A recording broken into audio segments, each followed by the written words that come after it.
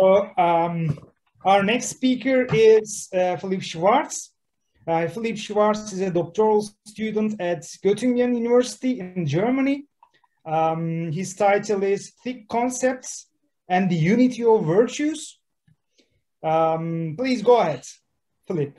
I'm not Thanks. listening to you. Okay. So can you see my screen? Yes. Perfect.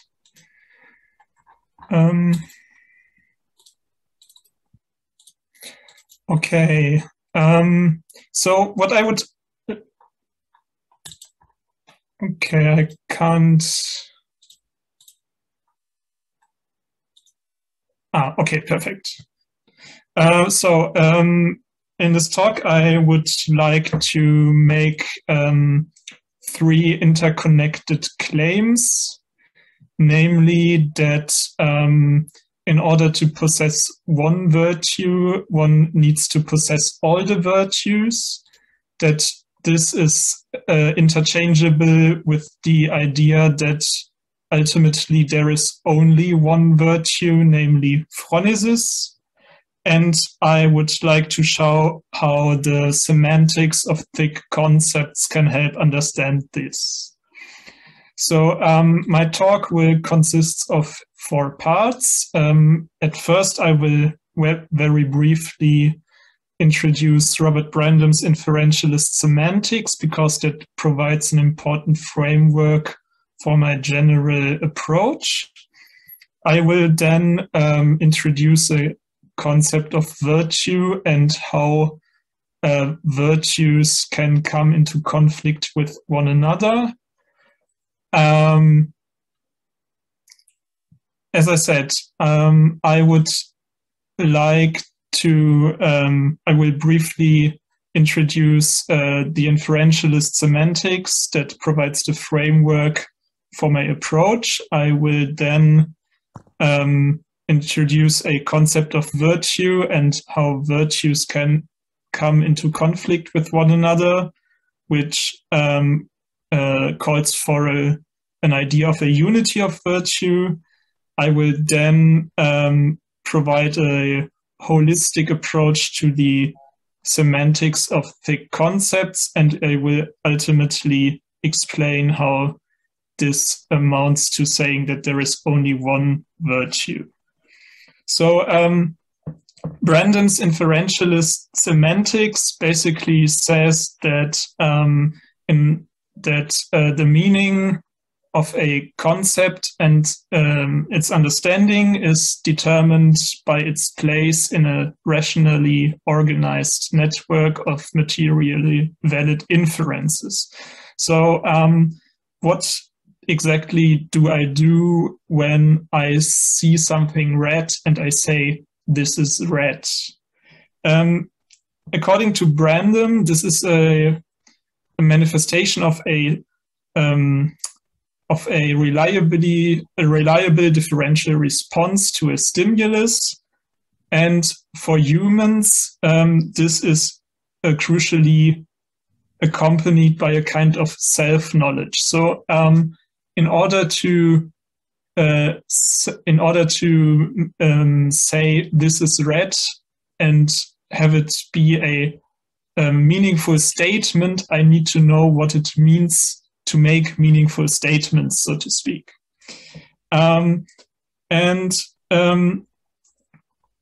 This exactly, I know what it means by knowing the concept of meaningful statements and how I can justify this specific statement and so on. What's important is that the understanding does not only extend to the inferential moves from one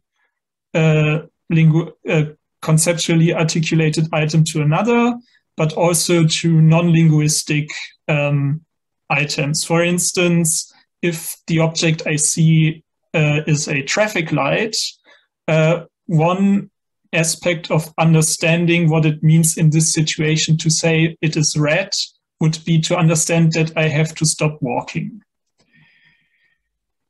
Okay. So this also relates to being virtuous because with McDowell, I understand virtue as the sensitivity to requirements of a situation. That is, I see a situation in a certain way that makes me aware of the morally salient aspects of the situation. And my seeing these morally salient aspects need to fully explain why I act virtuous in this situation. And you might already see from the quote by McDowell I'm providing on the handout that virtue is one of the ways in which so that possessing a virtue is very similar to how Brandon understands the rationally governed activity of understanding concepts. So virtues can sometimes come into conflict.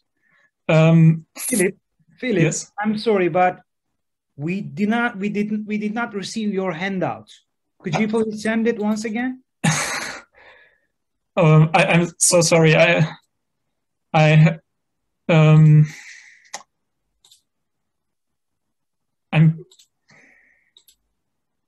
okay. I've uploaded it to the chat. You should see it in the chat. I don't see it. I have no idea what's going on.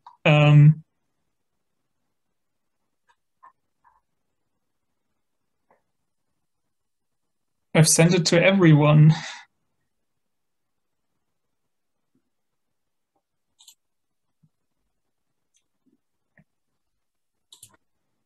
I have made you co-host. Can you try again? Maybe that's the reason.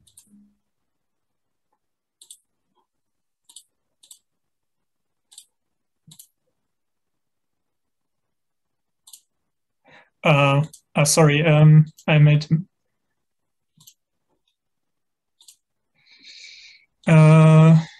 Okay.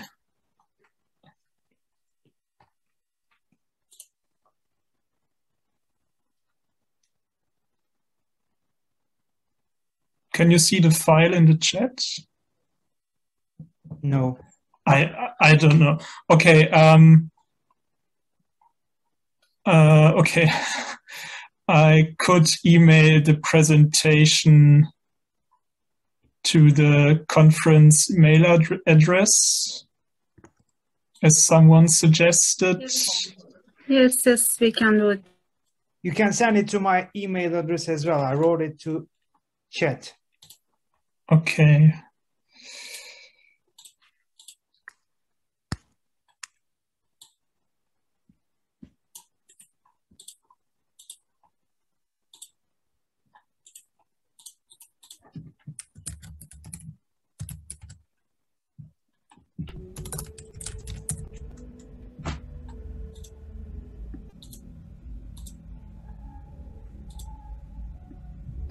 Okay, you should have a mail.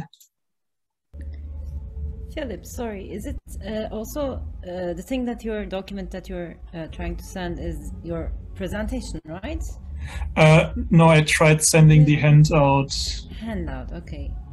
But in any case, somebody else Did you can send the share handout, it. Philip? Yes. To me or to the? No. I uploaded the handout to the chat, and but I sent you the presentation. To me, right? Yes.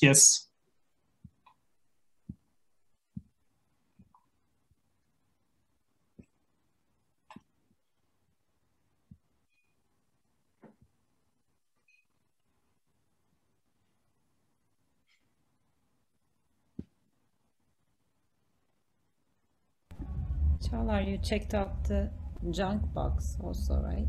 Maybe. Yes, I did. You can also do that. Okay.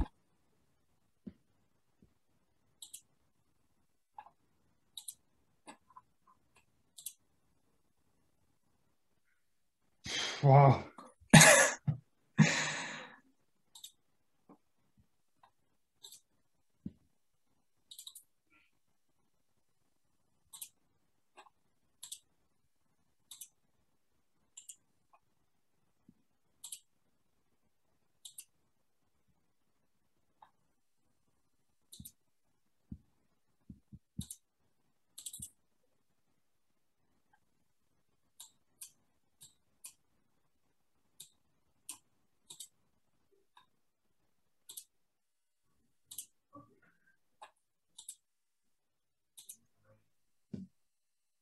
Can you see the presentation? Yes. Yeah. Yes. Okay, I have no idea what I did. Okay, so Great. another attempt. So, right.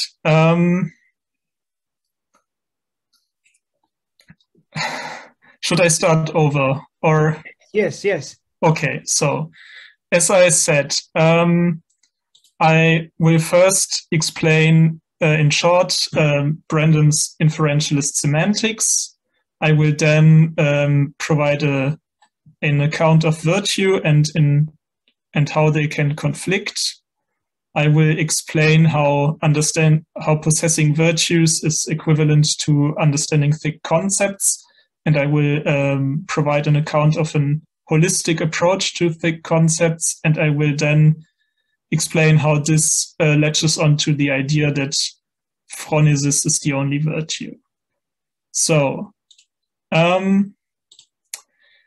Brandon says that the understanding of concepts and their application is a rationally governed activity. This means in order to correctly apply a concept, you need to understand what exactly it means to apply it in this situation.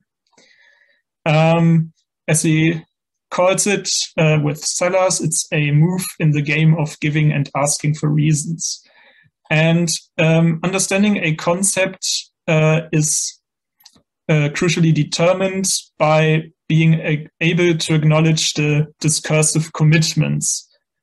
That means if I say this is red, I am committed to saying this is colored, I am committed to denying that it is green, and so on.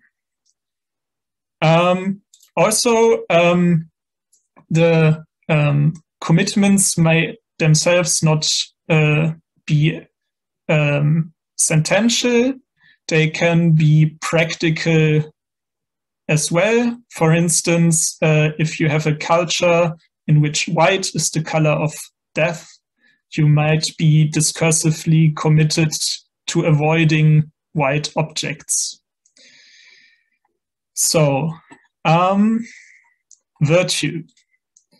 With McDowell, I understand virtue as a sensitivity to the requirements of a situation. This means that if you possess a virtue, you can see a situation in such a way that it provides you reasons for acting. You see that you need to help someone, and this alone explains why you helped them. And as McDowell stresses, acting virtuously is not a blind habit or instinct. It is a rational capability. So you need to understand that the situation calls for virtue. So it can be possible that virtues conflict. For instance, imagine a group of children on the playground. One of them is using the only swing for the entire day, and the other children might want to use the swing as well.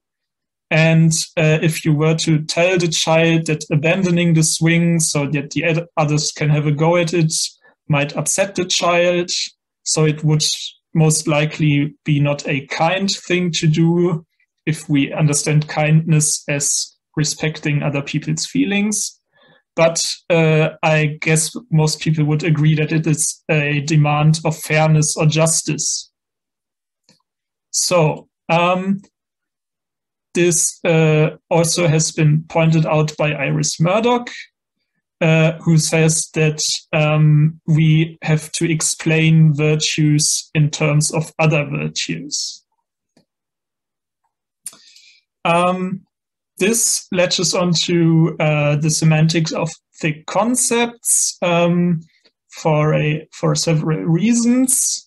The first one is that thick concepts, as Bernard Williams has pointed out, are both action guiding and world guided. And this is exactly how, according to Brandom, such practical inferences work, right? So I see that the traffic light is red, and I judge, therefore, that I have to stop walking. So my application of red is, in this situation, both world guided and action guiding. And the same holds for virtues, right? So you see that the other children on the playground want to use the swing as well, and you therefore judge that you are committed to telling the child who is using the swing that they have to abandon it.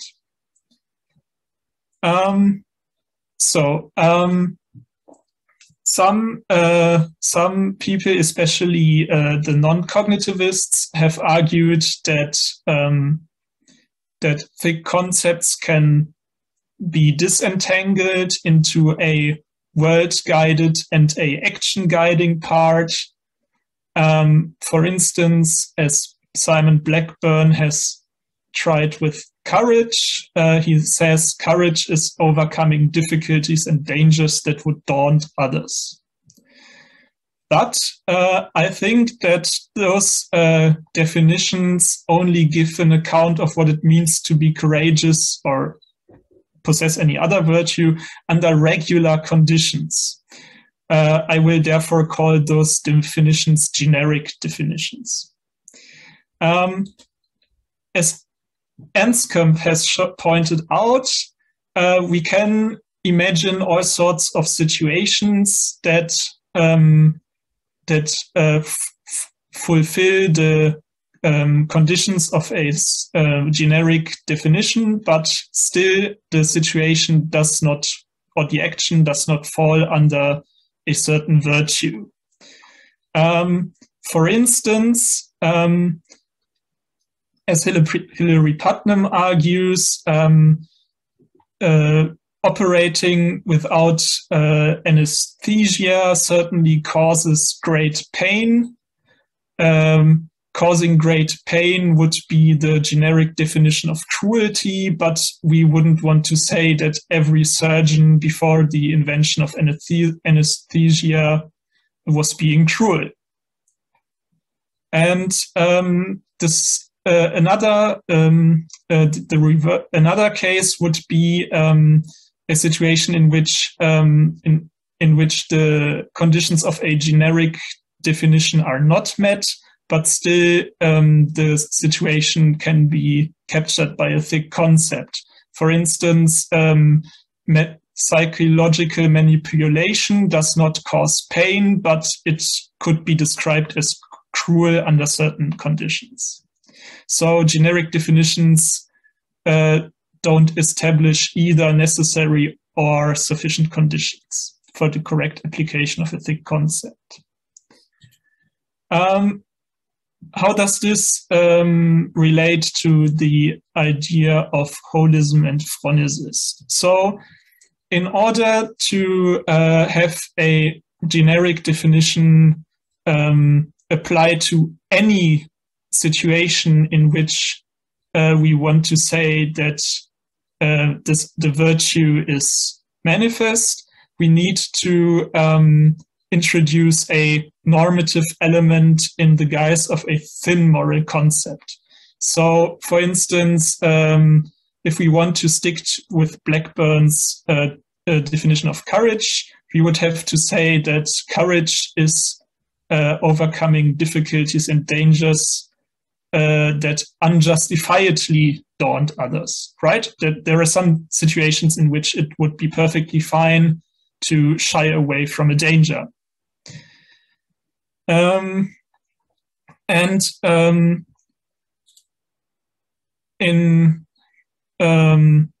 in a certain sense, the only moral rule that holds in each and any situation is do the right things and refrain from doing the wrong things.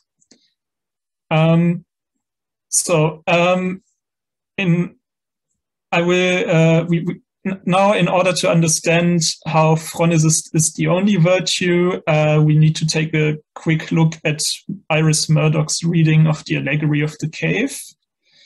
And this is how she describes the form of good. So the point is that what she says is that the form of the good is a different kind of thing than the other forms, which we can transpose in saying that the concept of good is, or right, is a different kind of concept than the others.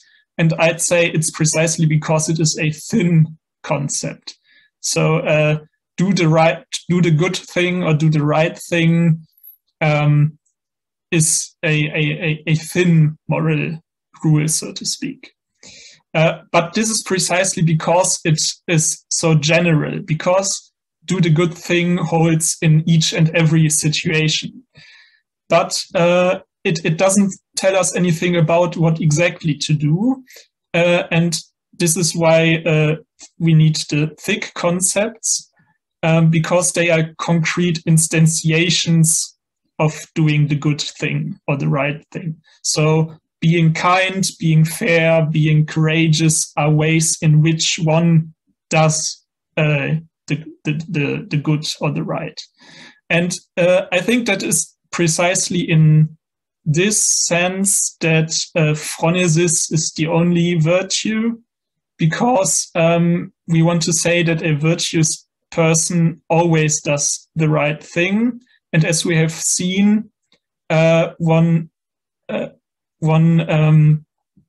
needs to possess all the virtues in order to see in each and every situation which virtue to act on. So each and every single virtue is just a way in which phronesis manifests itself under specific conditions.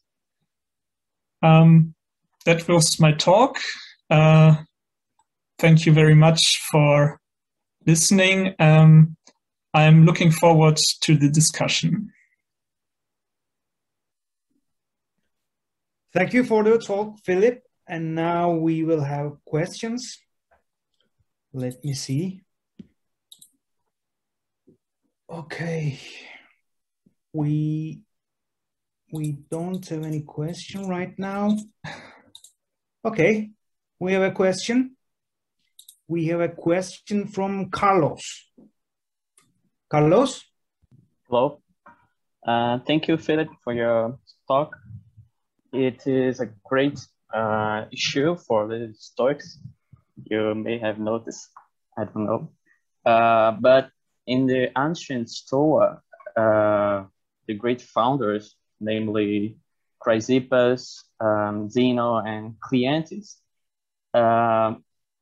they were discussing with each other about this, I don't know, this issue, but there are a great discussion about the Unitarianism or pluralism of the virtues. You know something about it?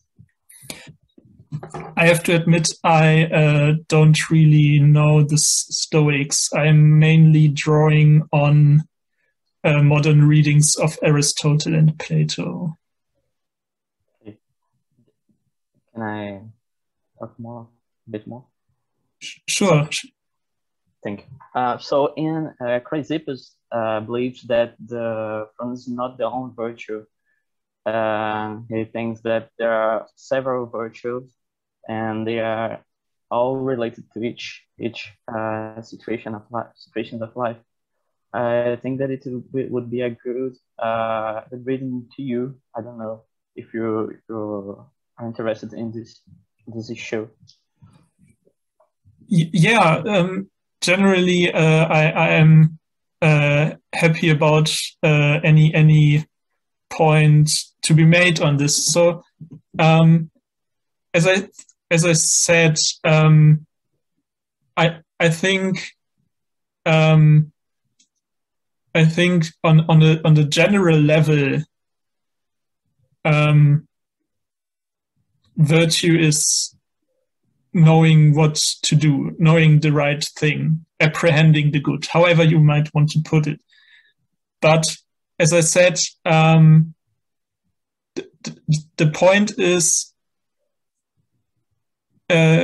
precisely because it is so abstract, it is general, universal, but it doesn't sort of get a grip in concrete situations. And I'm trying to say that there is no tension between saying there are different virtues and there is only one virtue if you make this distinction between the abstract and the concrete. So I don't know what Chrysippus would have to say about that.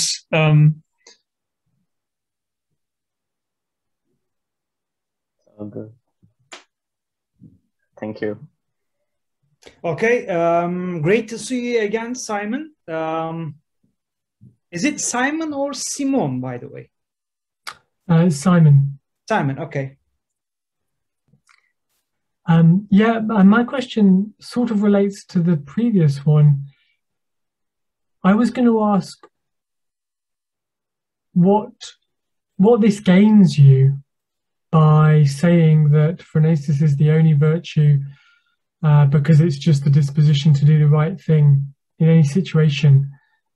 Like, that almost seems like it could just be an analytic truth almost and have no explanatory power at all. And you mentioned that, well, it shows there's no tension if you make this concrete abstract distinction. But then against that, you know, it seems quite plausible that someone would have one virtue but not another. And by being more specific about what it is that constitutes a given virtue, you potentially open them up to empirical investigation.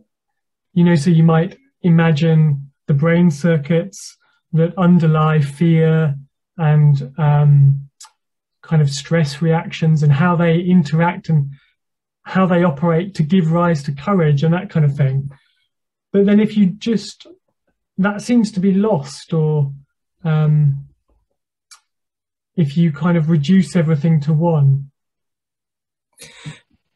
Yeah, so I think what I gain is a potential response to those people who say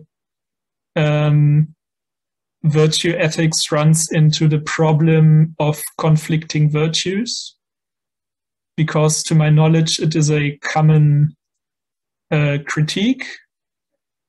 And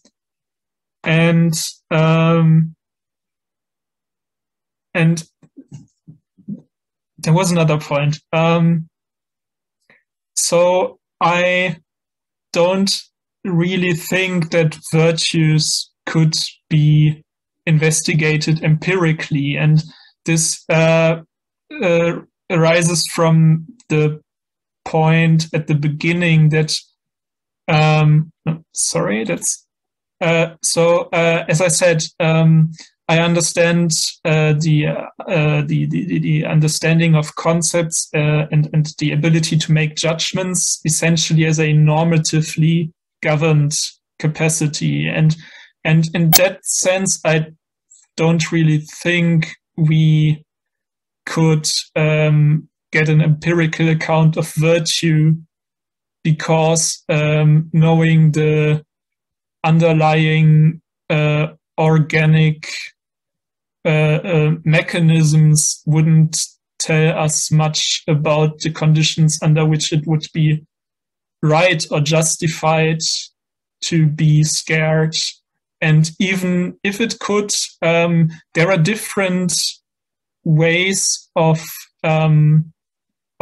so even in a situation in which being afraid would be the appropriate reaction, there would still be a potential infinity of ways in which to manifest your fear. right? And that's why I'm skeptical about empirical attempts towards virtue.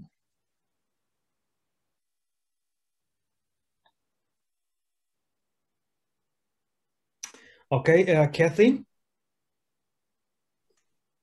Hi, thanks so much for the talk. And I know you know this, but I just wanted to say all of us have had weird little difficulties with Zoom at some point, so please don't feel stressed about it at all.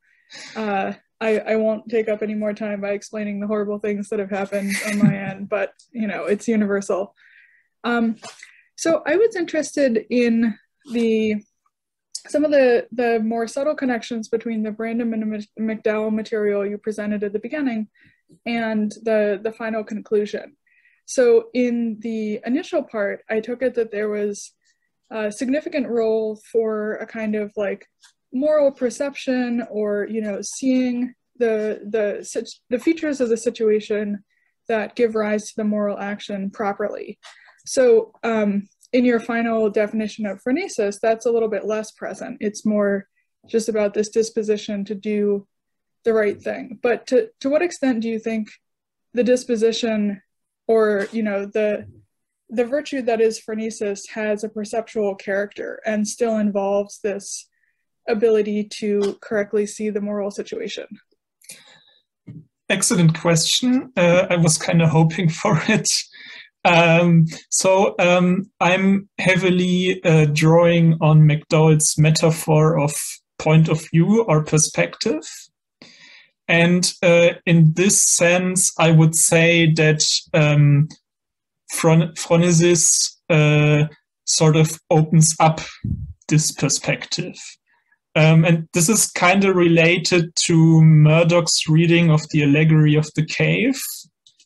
So the sun makes the things appear in a certain way. So I'd say the concept of the good, or the so possessing phronesis as being willing to do the right thing in any situation, sort of opens up a perspective in which things can appear to you as possessing some thick properties that dispose you to manifest concrete virtues. Does this help? Yeah, that's great. Thank you so much.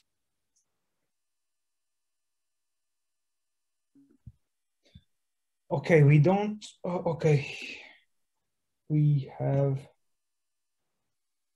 Okay, we have a comment from chat. Philip, perhaps you can see it. Buse says that every small comment about your example, psychological manipulation is painless, is a huge claim that I would argue against. Okay, fair enough. I guess it depends on your concept of pain. So I'm taking this example, hang on, yeah. I'm taking this example from Putnam, and he in turn is making a case against Richard Hare, if I remember it correctly. And in this dialectical situation, pain is understood as purely physical. And of course, you could contest this claim. And I guess I would also at least be skeptical about saying that pain is purely physical. But I guess it's not that important to the general point. So the important point is generic definitions establish. So you could say that a generic definition establishes the necessary conditions for the correct application of a thick concept, but not the sufficient ones. But this example is supposed to show that that a generic definition can't even establish all necessary conditions for the correct application of a thick concept. And that's the point I'm trying to get across here. So I guess you could think of other examples that work better for that point. But I, from the top of my head, I can't come up with one. Yeah, thank you. That's why I said it's just a very small comment.